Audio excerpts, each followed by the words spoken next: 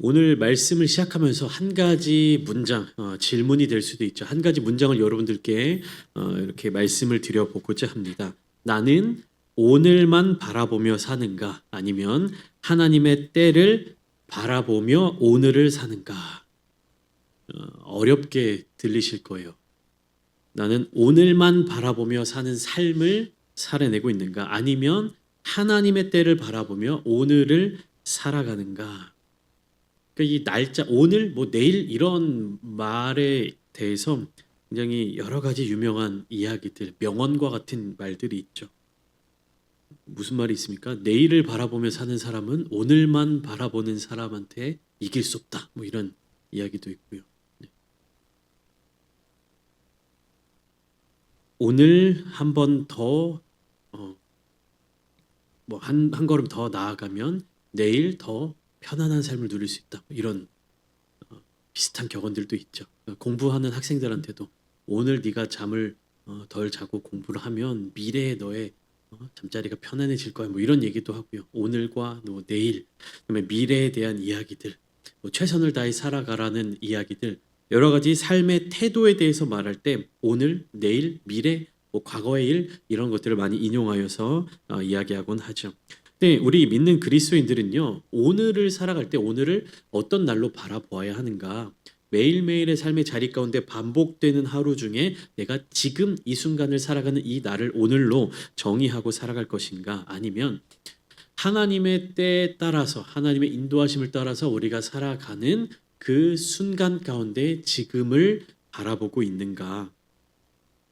조금 더 쉽게 풀어서 말씀을 드리면 우리는 대부분 오늘이라고 하는 시간 안에 갇혀 살아가죠. 시간의 단위는 굉장히 다양하게 나눌 수 있습니다. 1분 1초 혹은 1시간, 하루, 일주일, 한 달, 1년 이런 식으로 굉장히 다양하게 시간을 정의할 수 있는데요. 우리는 매일매일의 삶에 충실한 인생을 반복해서 살아가고 있죠. 오늘 해야 할 일이 있죠. 오늘 내가 했어야 할 일도 있고요. 오늘 내가 느낀 감정이 있고요. 오늘 내가 맺어진 관계도 있고, 그리고 오늘 나의 삶에 대한 평가를 내리기도 합니다. 그래서 신앙도 자칫 오늘 당장 나에게 어떻게 나타나는가로 판단할 수가 있습니다. 성공하는 사람들, 그다음에 성숙한 사람들 어떤 삶을 살아갑니까? 오늘 나에게 주어지는 것이 아니라 미래의 나의 모습을 그려가며 미래의 나의 모습을 상상해가며 삶을 살도록 이야기하죠. 수많은 자기계발서들이 그렇게 얘기를 하고요. 강연에 나오는 강사들도 그렇게 말을 합니다. 무엇입니까? 미래의 나의 모습을 그려내고 오늘 삶에 있어서 희생할 부분들을, 그다음에 오늘 노력해야 할 부분들을 포기하지 말라는 이야기죠. 근데 신앙에서도 이와 비슷한 개념이 적용될 수가 있습니다. 우리가 오늘 기도하는 일이 오늘 당장 우리에게 이루어지는 경우가 얼마나 많이 있습니까? 오늘 우리가 말씀을 들은 것이 오늘 우리의 삶에 있어서 적용되는 부분이 얼마나 있을까요? 우리의 신앙생활은요, 오늘 내가 느낀 은혜, 내가 누린 은혜가 앞으로의 나의 삶에 있어서 어떻게 적용되는지를 주목해야 하는 것이지, 오늘 내가 느낀 감정이 오늘 나의 삶에 나타나느냐 나타나지 않느냐를 주목해서는 안 된다는 것입니다. 오늘 내 기도가 응답되었는지, 오늘 내 상황이 즉시 바뀌는지, 오늘 내 억울함이 바로 풀리는지, 오늘 내 문제가 당장 해결되는지, 이런 것으로 우리가 신앙생활의 어떤 기준을 삼게 되면요, 굉장히 신앙생활이 어려워질 때가 있습니다. 그럴 때 오늘 본문 말씀, 하나님께서 우리의 시선을 어떻게 바꾸어 가시는가를 깨닫게 되는 것이 필요합니다.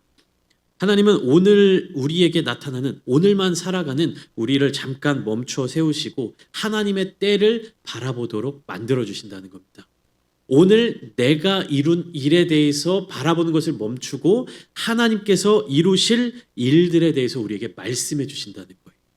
성경은 과거에 일어난 일들을 기록한 것처럼 우리가 생각할 수 있지만, 아니요, 성경은요, 하나님께서 미래를 우리와 함께 그려 나가시기 위해서 말씀해 주시는 메시지예요. 그렇기 때문에 성경을 과거에 일어난 사건, 과거에 일어난 어떤 좋은 이야기들로 그치면 안 되고요. 이 성경 말씀 속에서 하나님께서 우리에게 어떤 길로 인도해 주시는지, 하나님의 마음이 어떠한지 그 말씀해 주시는 것을 우리가 찾아내야 되는 것입니다. 그렇기에 우리가 성경을 살아있다라고 이야기하는 것이죠. 여러분 성경은 단순히 좋은 경전이 아닙니다. 종교에서 사용하는 책 혹은 교리, 좋은 어떤 서적이 아닙니다. 성경은요 그렇기 때문에 성경은 하나님의 말씀이에요. 살아계신 하나님의 말씀입니다. 그래서 우리가 영의 양식을 먹는다, 성경을 읽는다라고만 단순히 표현하지 않죠. 영의 양식을 먹는다. 성경을 보는 것은요 우리의 영을 살찌우는 일, 우리의 영을 더 건강하게 하는 일, 우리의 영을 하나님께로 더 가까이 나오도록 만드는 귀한 요소인 것입니다. 그렇게 우리가 성경을 보지 않는다면 아무리 설교를 들어도 아무리 교회를 나가도 하나님의 뜻이 무엇인지를 알 수 없고요. 하나님의 영으로, 하나님께서 주시는 영의 양식으로서 우리의 우리의 영을 살찌울 수도 없는 것입니다. 그렇게 설교를 들을 때, 기도할 때 반드시 무엇이 기반이 되어 있어야 하느냐? 하나님의 말씀이 기반이 되어 있어야 하는 것입니다. 그렇기 때문에 여러분 성경을 꼭 읽으세요. 하루에 단 몇 분이라도 정해놓고 소리 내서 읽으셔도 좋고요. 눈으로만 따라 읽으셔도 좋고요. 지하철을 전철을 타고 가는 그 위에서 읽으셔도 좋고요. 아니면 집에서 조용한 곳에서 읽으셔도 좋고요. 회사에서 읽으셔도 좋고요. 읽고 쓰고 듣고 묵상하고 다양한 방법으로 하나님께서 우리에게 허락해 주신 이 말씀의 은혜를 우리가 놓치지 않고 꼭 영으로 섭취해야 하는 것입니다. 우리가 성경적인 지식 내가 더 똑똑해지는 것 많이 알기 위해서 성경을 읽는다고 말씀드리지 않죠. 성경을 지식적으로 쌓기 위해서가 아니라 단 한 구절만 내 마음속에 남는다 하더라도 그것이 진정한 하나님의 음성, 하나님의 메시지, 저와 여러분들의 삶을 다스리시고 사랑하시고 함께 하시고 이끌어 주시는 하나님께서 각자의 삶의 자리 가운데 주시는 그 음성, 그 메시지들을 우리가 놓치지 말아야 하는 것이에요. 그렇기 때문에 하나님의 백성은요 오늘 안에 갇힌 사람이 아니라 하나님의 때를 바라보며 오늘을 살아내는 사람들인 것입니다. 여러분 오늘 1절 본말씀 1절을 보시면 뭐라고 기록되어 있냐면 보라 그날 곧 내가 유다와 예루살렘 가운데에서 사로잡힌 자를 돌아오게 할 그때라고 기록되어 있습니다. 1절 말씀은요 그날 그리고 그때라는 단어로 시작되고 있죠. 이것은 단순한 날짜 표시가 아닙니다. 하나님의 역사를 다루시는 시간, 하나님이 잊혀져 버린 것처럼 보이는 일을 다시 꺼내어 정리하시는 시간, 하나님이 회복을 이루시는 그 시간을 의미하는 것입니다. 하나님은 그 때를 말씀하시면서 회복을 선언하고 계시는데 사로잡힌 자를 돌아오게 하겠다. 여러분 제가 좀 전에 말씀드린 이 말씀 성경은 과거에 있었던 사건을 기록한 내용이 아니라고요. 요엘 선지자가 이야기하고 있는 이 하나님께서 회복하신 사로잡힌 자를 돌아오게 하신다라는 것은요. 실제 이스라엘 민족들이 유대인들이 겪었던 역사적인 사실 중에 하나입니다. 근데 그들이 포로 생활을 하다가 돌아온 사건이 그때 당시에 2000 몇백 년 전에 있었던 그 사건이 오늘날 우리들이랑 무슨 상관이 있기에 우리가 이 말씀을 읽고 있는 것입니까? 그러니까 말씀이 살아있는 하나님의 그 능력, 하나님의 그 마음, 하나님의 역사라는 것을 받아들이고 읽을 때 이것은 단순히 어떤 역사적 사실을 기록한 것 혹은 어떤 삶에 있어서 무너져버린 마음을 위로하는 어떤 위로의 메시지로 끝나는 것이 아니라 무엇입니까? 사람의 눈으로 볼 때 완전히 무너져버리고 다시금 회복되지 못하는 상황처럼 보이는 그 순간에도 누가 역사하시면 하나님이 역사하시면 단번에 회복이 이루어진다라고 하는 분명한 확신입니다. 하나님의 약속이에요. 이 메시지는 이스라엘 자손들을 향하여서는 이미 일어난 일들이지만 우리들을 향하여서는 무엇입니까? 하나님의 역사를 우리들에게 알려주시고 그 역사의 자리 가운데 함께 하자고 하시는 하나님의 초대입니다. 우리가 기억해야 하는 하나님의 성품과 하나님의 약속인 것이죠. 여러분 여기서 중요한 본문에서 중요한 것은 무엇이냐면 회복이 사람의 손에서 이루어지는 것이 아니라 하나님의 손에서 이루어진다는 것입니다. 회복은 내가 스스로 결심해서 만들어내는 감정이 아니라 하나님이 정하신 때에 하나님이 여시는 역사인 거예요. 그러니까 우리가 볼 때에는 너무 늦어 보이고 우리가 보기에는 아직 부족해 보이고 우리가 보기에는 너무 멀어 보이고 우리가 보기에는 아직 우리의 모습이 초라해 보인다 할지라도 하나님이 그때를 정하시고 그때가 도달하게 되면 어떻습니까? 지금 나의 상황, 우리의 모습, 나의 감정 어떠하든지 간에 상관없이 하나님께서 일으키신다는 것입니다. 여러분, 우리가 우리의 인생을 살아가면서 너무나도 힘들고 어렵고 고통스러운 과정들이 있죠. 그리고 우리가 인생을 살아가면서 무엇인가를 목표로 할 때 우리가 계획하는 단계들이 있습니다. 수많은 강사들이 무엇입니까? 인생의 목표를 정하고 그 목표를 너무 높게 잡지 말아라. 그 낮은 단계의 목표들을 여러 가지로 쪼개어서 한 단계 한 단계 한 단계 한 단계 그렇게 계단으로 올라가듯이 그렇게 목표를 달성해 이루어 가라. 그게 성공 확률이 높다. 이런 식으로 이야기를 합니다. 근데 그것은 신앙의 세계에서, 영적인 세계에서, 하나님의 세계에서는 적용되지 않는 부분입니다. 하나님께서는 하루아침에, 아니 한순간에 죽었던 자를 살리시고 무너졌던 곳을 다시 세우시고 잃어버린 영혼들을 회복하시고 우리가 감히 상상할 수 없는 영역에서 하나님은 그 역사를 이루어 가신다라는 겁니다. 이것을 인간의 어떠한 모습으로 감히 비교하거나 표현할 수가 없는 것이, 마치 우리가 돈이 없는데 갑자기 벼락부자가 된다든지 복권이 당첨돼서 크게 부자가 된다든지 이런 걸로 비유하기에는 하나님의 능력이 복권 같은 거와는 비교할 수 없을 정도로 귀한 능력이기 때문에 우리가 우리의 삶을 보면서 하나님이 살아계신다면 나의 삶을 그래도 지금쯤이면 이 정도까지는 만들어 주셨어야지, 지금쯤이면 그래도 이 정도 수준으로는 좀 회복시켜 주셔야지, 지금 정도 되면 하나님이 좀 이 정도 은혜는 주셔야지 라고 우리가 머릿속으로 계산할 수 있어요. 그러나 그 계산은 하나님의 기준이 아니라 누구의 기준입니까? 사람의 기준이다. 여러분, 우리의 신앙이 흔들릴 때가 언제입니까? 하나님의 뜻이 분명해 보이지 않을 때, 내가 생각하는 기준, 내가 생각하는 수준이 있는데 하나님이 나의 삶에 있어서 그 수준을 이루어 주시지 않는 것처럼 보일 때 우리의 신앙이 흔들립니다. 내가 기도를 이만큼 했는데 왜 하나님 내 기도에 응답하지 않으시지? 내가 이만큼 열심히 했는데 왜 내 삶에 있어서 하나님의 영향력이 나타나지 않는 것 같지?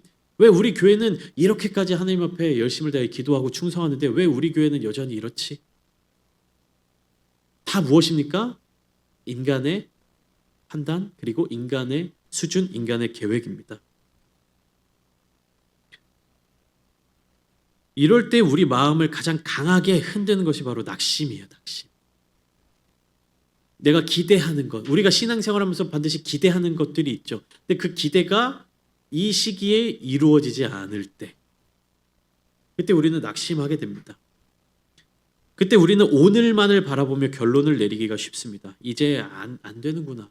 내 신앙의 수준은 이 정도가 끝이구나. 하나님이 정말 계시는 건 맞는가라는 원망이 나올 때도 있습니다. 그러나 요엘서 3장은요. 정반대로 이야기하고 있죠. 분명하게 우리에게 말씀하고 있습니다. 하나님은 잊지 않으신다. 하나님은 놓지 않으시는 분이시다. 하나님은 되돌릴 때, 회복할 때를 반드시 정해 두셨다라는 겁니다. 그게 무엇입니까? 그때 그 날이에요. 우리가 생각하는 날, 우리가 생각하는 때가 아니라 하나님이 정해두신 그때 하나님이 회복을 시작하시는 시간입니다. 그래서 하나님의 백성은 하나님의 때를 바라보며 오늘을 살아내야 하는 것이에요. 제가 아주 어린 시절에 기도할 때 그런 태도를 가지고 기도했습니다. 잘 모를 때죠. 하나님, 제가 이 기도 제목을 있는데 이거 언제까지 들어주셔야 돼요? 하나님, 언제까지 안 들어주시면 하나님 되게 서운해요. 하나님, 내 기도 안 들어주시는 분이 하나님 안 계신 거예요. 초등학교 다닐 때였나, 초등학교 들어가지도 않았을 때인가, 아무튼 그 어린 나이에 갖고 싶은 거, 하고 싶은 거, 이루고 싶은 거, 원하는 게 얼마나 대단치 않은 거겠습니까? 근데도 기도할 때 하나님, 내가 이거 기도하면 다음 주까지는 들어주셔야 돼요 라고 그렇게 기도를 했어요. 이뤄주실 때도 있었고 이뤄주시지 않을 때도 있었죠. 그럼 어떻습니까? 하나님, 내 기도 안 들어주셨어. 하나님, 나 안 사랑하시나 봐. 하나님, 이렇게 어린 시절에 제가 하나님 없다라고까지는 얘기 안 했고, 하나님 나 안 사랑하시나 봐. 하나님, 내 기도 안 들어주시나 봐. 실망하고 이렇게 할 때가 있었죠. 여러분, 우리는요, 우리의 기도의 제목을요, 우리의 기한으로 제한하지 말아야 합니다. 인간적인 세상의 환경과 상황 속에서도 분명한 시한, 기간이 정해져 있는 그러한 일이라 할지라도 우리는 우리의 생각으로 그 기한을 정해두어서는 안 되는 것입니다. 에스더의 기도도 그래 했고요. 세상적인 시선으로, 세상적인 시각으로 딱 정해져 있는 그 시간들이 있었죠. 그러나 하나님의 역사를 기대하고 소망하는 사람들은요, 그 인간적인 제한과 인간적인 시간의 한계에 부딪혀서 기도해서는 안 되는 것입니다. 왜 그러냐? 왜 그렇습니까, 여러분? 우리가 그 기한을 세워놓고 기준을 세워두면요, 어떻게 되냐면요, 기도의 일관성이 없어요. 가장 쉬운 예를 들어두면 우리가 예를 들면 많은 교회에서 수능철이 되면, 수능 시험이 되면 다 이렇게 중보기도 팀이랑 이렇게 기도 팀을 조직해서 기도를 합니다. 근데 꼭 어떻게 됩니까? 수능 카운트다운을 치면 이렇게 세면서 수능 치는 날이 가까워지면 가까워질수록 어떻게 돼요? 기도를 더 많이 하고, 기도를 더 막 집중하고, 수능 당일날 다 같이 모여서 교회에서 기도하고 이렇게 하는 거잖아요. 물론 그런 기도가 필요할 때도 있겠지만, 우리가 하나님의 때를 마치 어떤 시험이 정해진 날, 혹은 어떤 테스트가 있는 날, 딱 결정되어 있는 어떤 날로 생각하고 기도를 하게 되면 우리의 기도가 그 날이 다가오면 다가올수록 기도를 하는 태도가 달라지고요. 기도를 하는 마음이 조급해지게 되고요. 그다음에 기도 응답에 대한 그 본질이 자꾸만 흐려지게 된다는 거예요. 그렇게 우리가 기도가 습관이 되어야 한다라는 이유가 무엇이냐면, 우리의 삶의 상황이 어떠하든지 간에, 우리의 생활이 어떠하든지 간에, 우리의 모습이 어떠하든지 간에 우리가 하나님 앞에 나아가는 기도의 자세와 기도의 모습은 평안해야 한다라는 겁니다.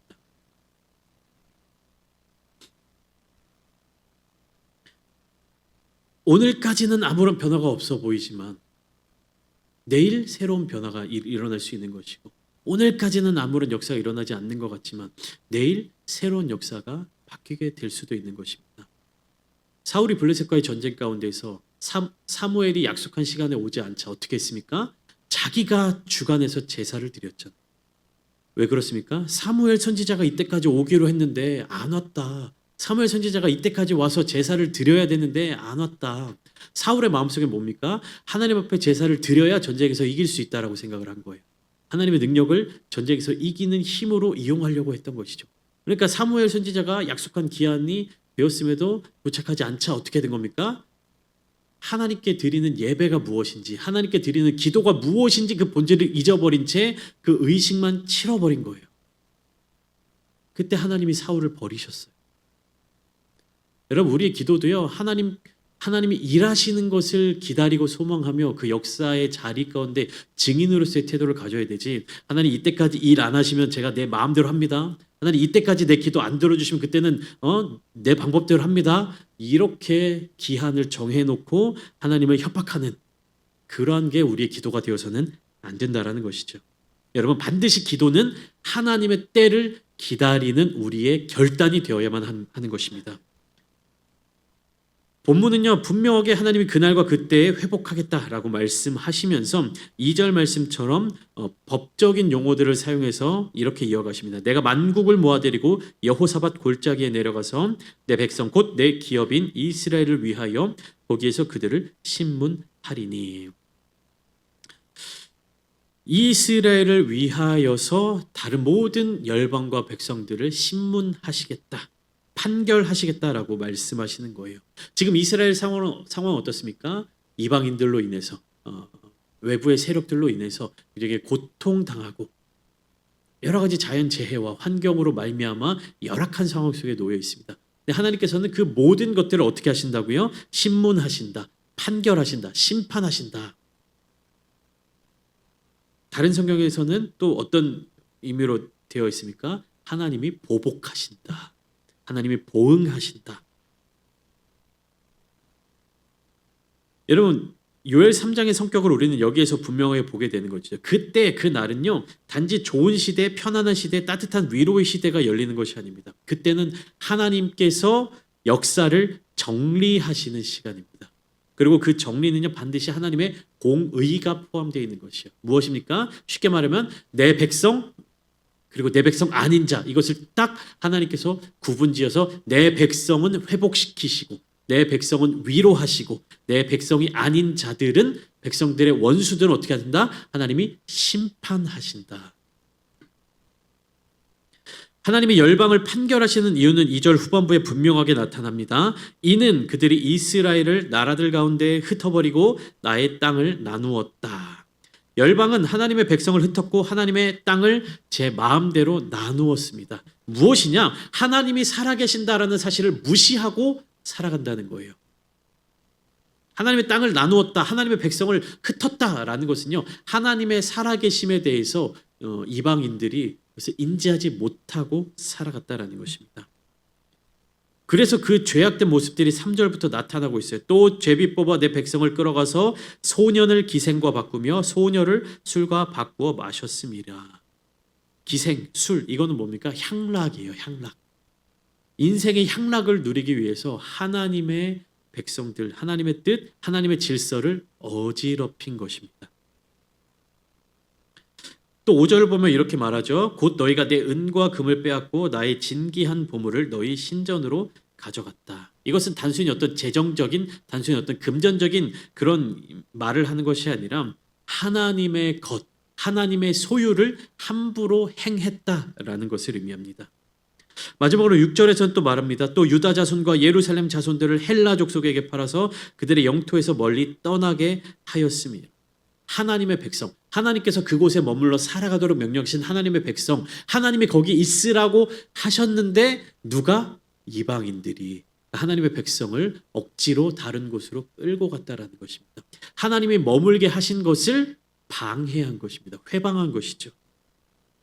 하나님이 심판하시는 핵심은 이거예요. 무엇입니까? 사람을 하나님의 형상이 아니라 물건으로 취급하는 죄. 약자를 짓밟고 생명을 거래하고 향락을 위해서 소년과 소녀들을 물건처럼 취급하는 죄. 궁극적으로 하나님의 살아계심을 깨닫지 못하는 죄입니다. 여러분, 세상이 심판을 두려워해야 하는 이유는요, 하나님이 살아계신 것을 알지 못하고 살아가기 때문입니다. 하나님이 살아계신다는 것을 알지 못하면 무엇이 가장 문제냐? 리미트가 없어요. 한계가 없다는 것입니다. 죄를 짓는 데 있어서, 잘못을 저지르는 일에 있어서 브레이크를 걸지 못한다는 거예요. 예수님을 믿지 않는다 하더라도, 교회 다니지 않는다 하더라도 최소한의 하나님이 살아계신다, 하나님이라는 존재가 있을 거야 라는, 혹은 양심의 어떤 최소한의 가책을 느끼는 자들은 어떻게 합니까? 그 죄악된 행위에 있어서 개인이 세워놓은 그 한계까지, 리미트까지 딱 가면 브레이크를 밟습니다. 근데 하나님의 살아계심을 깨닫지 못하는 이 죄는요, 어떻게 만드느냐? 그 브레이크가 고장나버린, 한계가 없는 것입니다. 끝까지 하나님과 반대로 끝까지 달려나가는 죄를 저지르게 된다는 것입니다. 여러분, 우리도 신앙의 어떤 어떤 신앙생활이 우리가 잘할 때가 있고요, 못할 때가 있고, 어떤 컨디션과 같이 그렇게 될 때가 있지 않습니까? 그럼에도 불구하고 우리를 교회로 회복하고 교회를 돌아오게 만드는 원인이, 그 원동력이 어디 있습니까? 하나님이 살아계신다는 것을 깨닫게 될 때, 하나님이 살아계신다는 것을 기억하고 있을 때, 우리는 신앙이 조금 부족하더라도, 신앙생활에 있어서 내가 조금 연약하다 하더라도 언젠가 하나님께로 돌아올 수 있는 원동력을 거기에서 얻게 되는 거예요. 하나님이 살아계심을, 하나님을 두려워하는 마음, 하나님을 경외하는 마음. 근데 그 하나님의 살아계심을 알지 못하고 하나님의 역사, 하나님의 마음을 깨닫지 못하는 자들은 회복되어 돌아올 기회를 놓치게 된다는 것입니다. 세상은요, 시간이 지나면 잊어버립니다. 세상은 힘 있는 자들이 일한 것들만 기록합니다.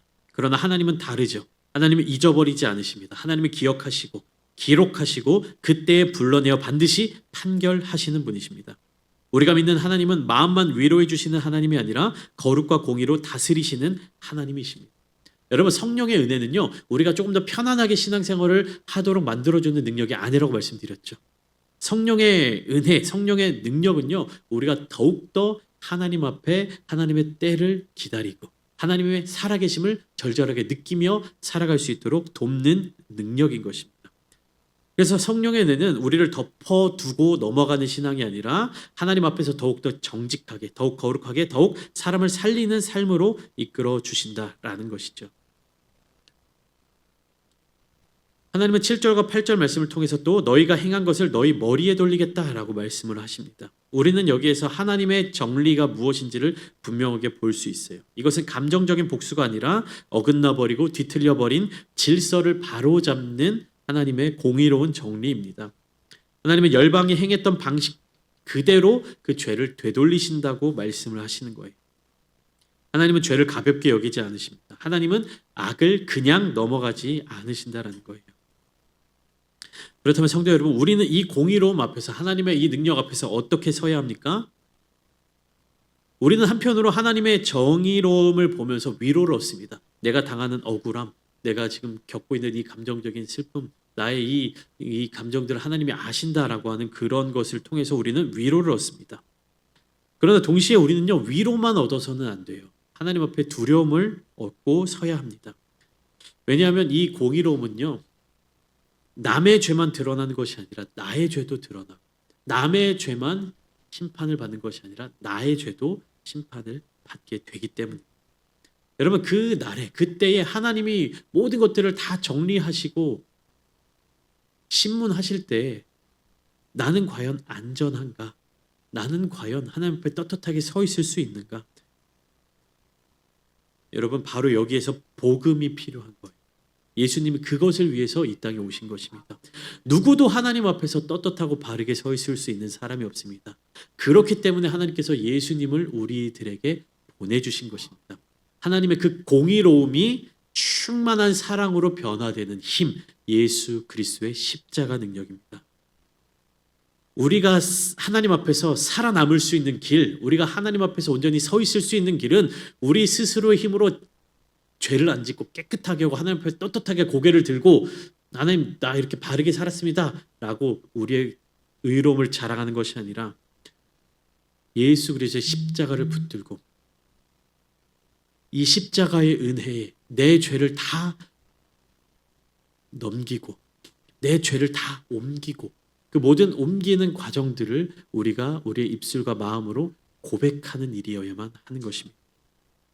십자가는요, 하나님의 심판이, 하나님의 공의가 나에게로 쏟아져야 할 그것이 예수님께로 옮겨간 것이, 나에게 떨어져야 할 벼락이 옆에 있는 예수님에게로 떨어진 것입니다.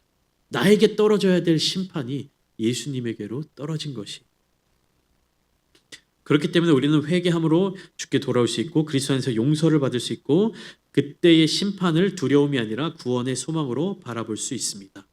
여러분, 이 요엘서는요, 그냥 쭉 읽으면 굉장히 어렵고 무슨 내용인가 굉장히 시점도 과거로 갔다가 미래로 갔다가 현재로 갔다가 복잡하고 어려운 성경처럼 보입니다. 그러나 하나님의 그 마음을 안다면 이 요엘서만큼 또 은혜로운 말씀이 없죠. 무엇입니까?